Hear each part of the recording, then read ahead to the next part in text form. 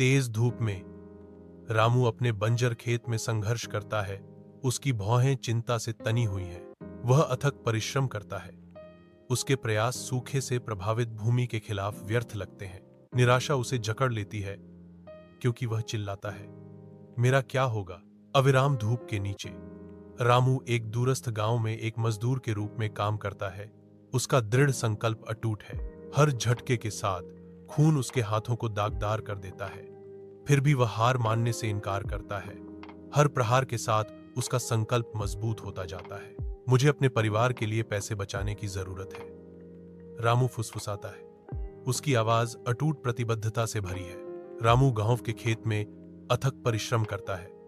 विशाल आकाश के नीचे नए बीज बोता है। रामू सिंचाई की व्यवस्था करता है। मिट्टी को सावधानी से पोषण देता है।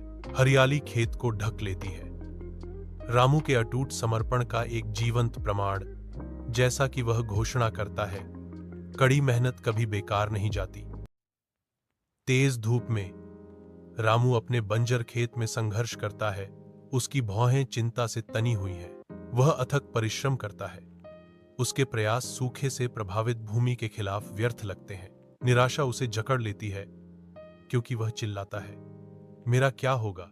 अविराम धूप के नीचे रामू एक दूरस्थ गांव में एक मजदूर के रूप में काम करता है।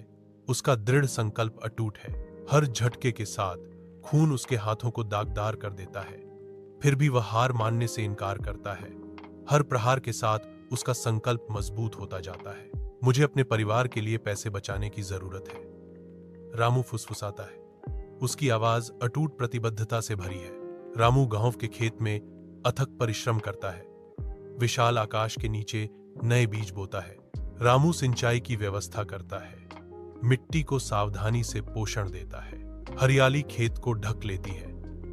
रामू के अटूट समर्पण का एक जीवंत प्रमाण, जैसा कि वह घोषणा करता है, कड़ी मेहनत कभी बेकार नहीं जाती।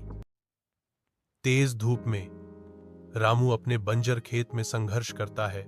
उसकी भौहें चिंता से तनी हुई हैं। वह अथक परिश्रम करता है। उसके प्रयास सूखे से प्रभावित भूमि के खिलाफ व्यर्थ लगते हैं।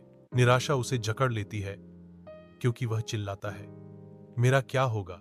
अविराम धूप के नीचे रामू एक दूरस्थ गांव में एक मजदूर के रूप में काम करता है।